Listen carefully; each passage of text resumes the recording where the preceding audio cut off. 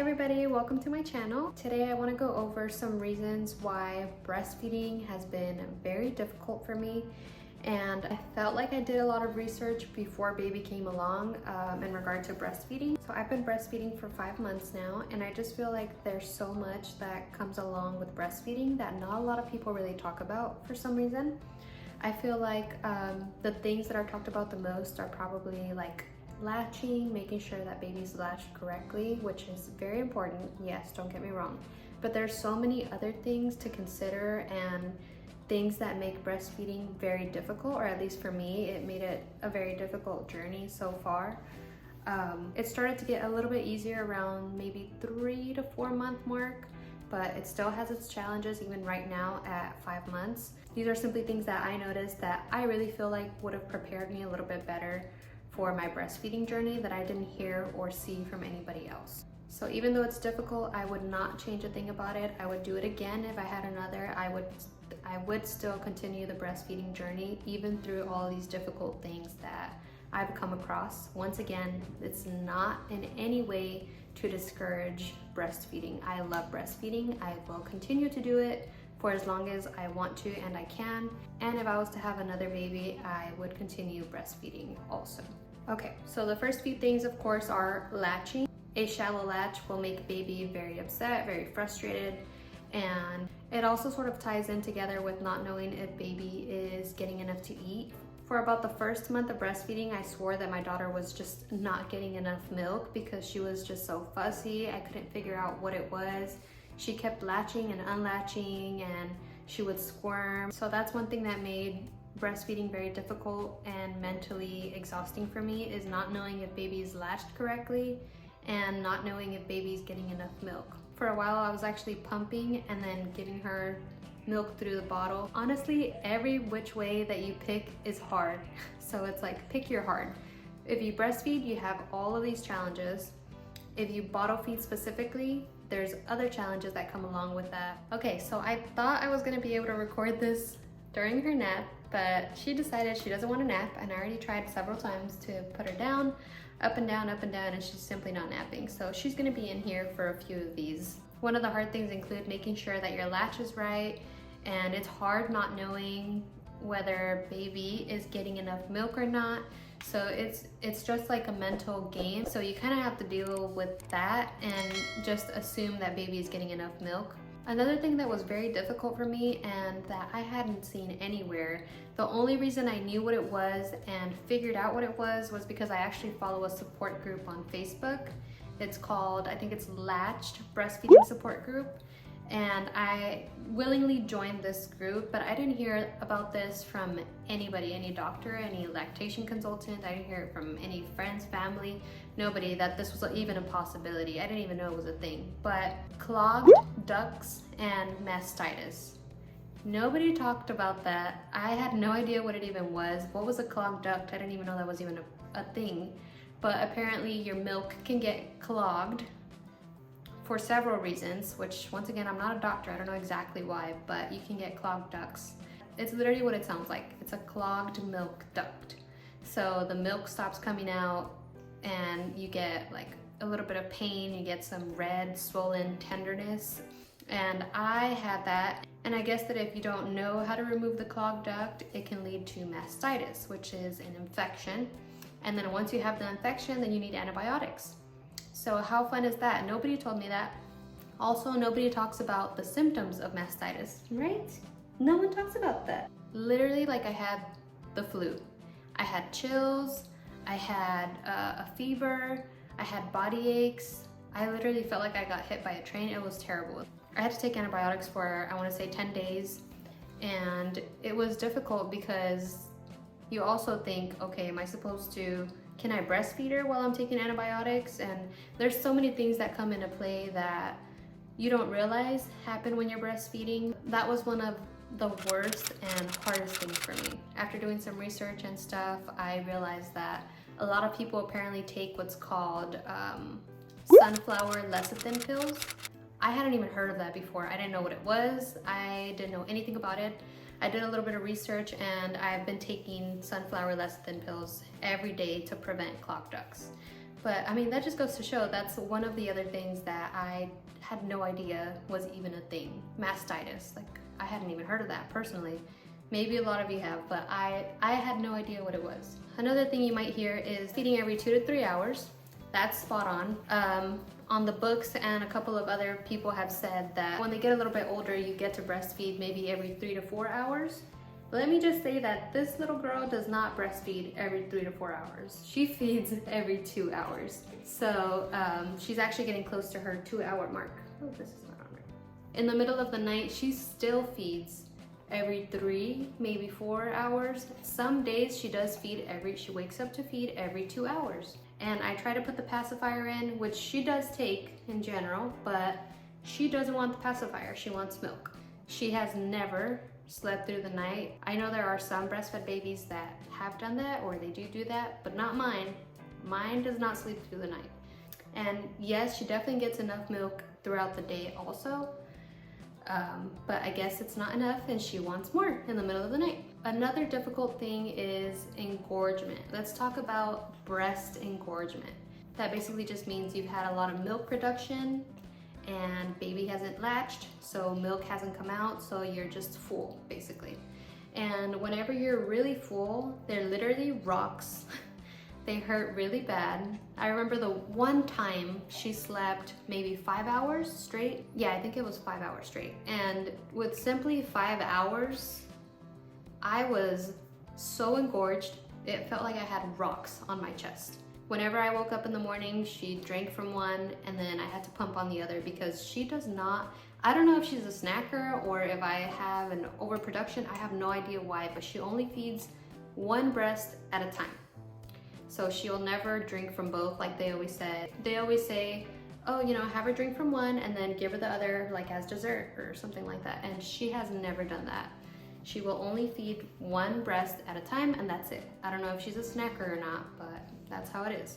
Okay, so right along with engorgement comes lopsided breast. And this is so real. I remember I saw TikToks about this a while ago, maybe like when I first started breastfeeding, I think it was like the 1st or 2nd week, and I saw TikToks about how your breasts are literally like 2 different sizes, right? Like 2 different sizes. And I remember thinking like, it can't be that bad. And I was like, well, in my mind, I would just think, well, you know what? Let me just make sure that she feeds on both, you know?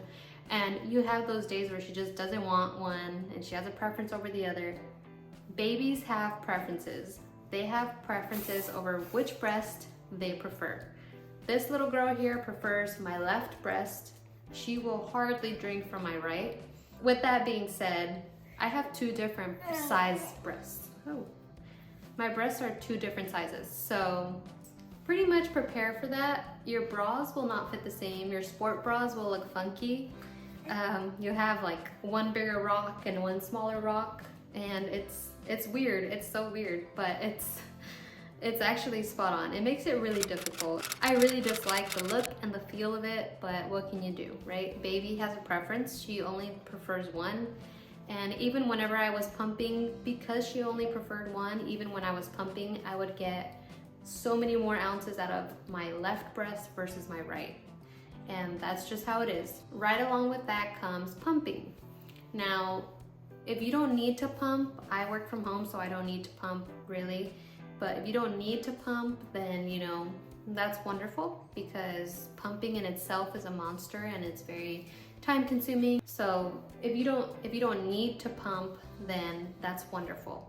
But if you do need to pump, you have to go back to work, and I totally understand how difficult that could be, but if you have to go back to work and you have to pump and all of that, that is a monster in itself. Pumping is terrible. I hate it. I even bought the wearable pumps, and honestly, I hate washing parts. I hate washing all of that stuff. It's just not worth it for me. Luckily, I'm blessed, and I'm extremely blessed and thankful that I don't need to pump. You know, I did it at first so that I can build a little stash, and it's really not that much, but so I can build a stash. And honestly, even just with that, it was not a lot of milk that I was able to stash. That in itself made it enough for me to not want to pump anymore.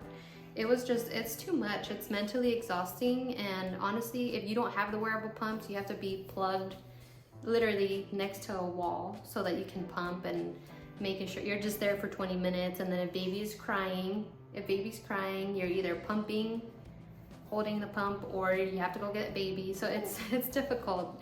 Unless you have a lot of help, then that's very good. But honestly, it is not easy. I don't know if this is just me, but I have a couple of other friends who have breastfed, and I've heard from other people who have breastfed.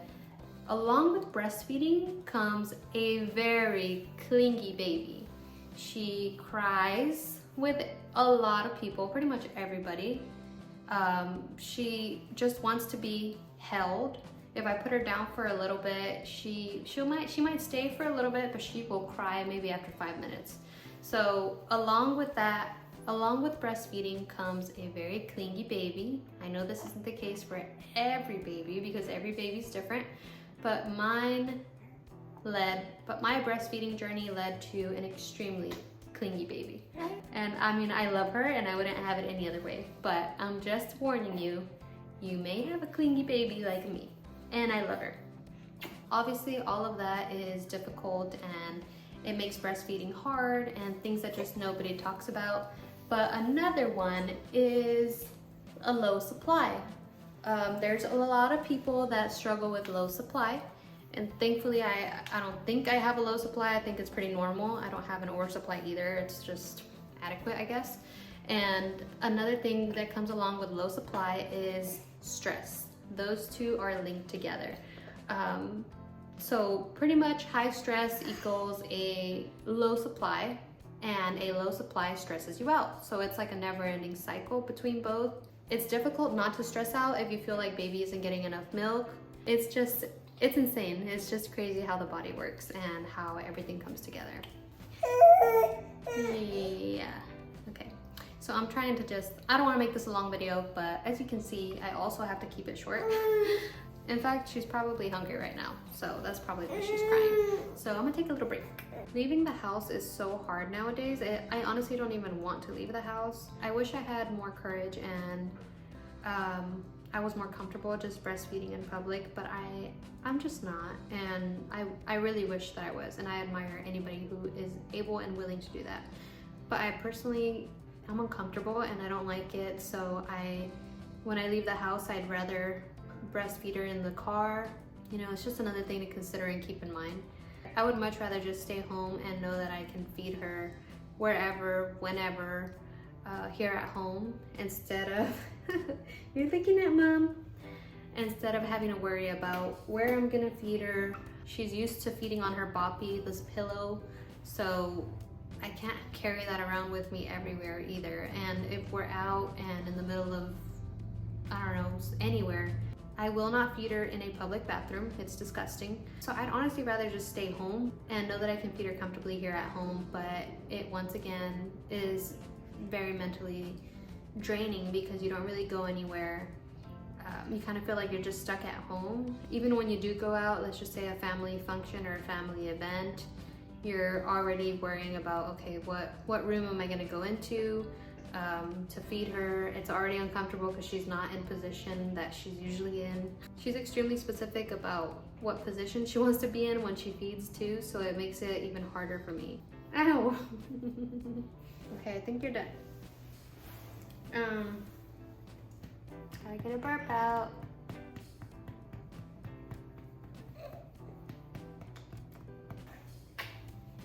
Okay, let's finish this video off, baby girl. Okay. Ooh. Oh, that sounded nasty. Like I said, it's uncomfortable really feeding her anywhere else. I know it shouldn't be uncomfortable to feed your baby anywhere else, but I'm just simply not comfortable, and it's a little overwhelming to have to worry about that every time we leave somewhere. Even if we go to a family function, I feel like I just want to be there maybe like an hour, maximum 2 hours. I have to worry about her feedings and the naps. I can't tell which is worse, the naps or the feeding. That's another monster in itself. Anyway, back to breastfeeding, because that's a whole other thing. There's a lot of little things that, you know, make breastfeeding pretty difficult. I would not change it for the world. I love the bonding experience that we get together. It's a lot better for her, it's better for mom. It provides a lot of health benefits, antibodies, so many things, so many things that I feel like are worth all of these struggles. And even though it's difficult, once again, I would do it again if I had another. And truth is, all of the difficult things that come along with the little angel, I'm doing for her. So breastfeeding is definitely difficult. I'm not gonna say it's easy, but I would do it again, and I would do it in a heartbeat for her, for myself, but mainly for her, you know? Oh, silly, what are you doing? You can't do that, silly. Oh, your hair, okay. Anyway, thank you so much for watching this video. I hope some of these things mentally prepare you. Did you just, she's pooping. She poops immediately after eating. So it's another thing to consider if you're out and about, by the way. If you're out and about, you feed her, you know you're gonna have to change diaper, at least for me. A poop diaper too, not just pee, poop diaper. She poops immediately after eating. I don't know why. Anyway, I hope some of these mentally prepare you for what's to come if you will plan on breastfeeding soon, or if you just started breastfeeding and you feel like, you know, there's things that you're facing that are difficult. Maybe I want you to feel comfortable knowing that you're not alone and that a lot of people go through them. Anyway, thank you guys so much for watching. If you have any questions or suggestions on videos for me to make, baby-wise, or anything related to that, fitness, nutrition, anything you want to know about, please leave them down below in the comment box. Okay, I'm almost done. Leave them down below in the comment box. Please don't forget to subscribe, hit the notification bell so that you know when new videos come out. I will see you guys next time, and I hope you have a wonderful day. Bye.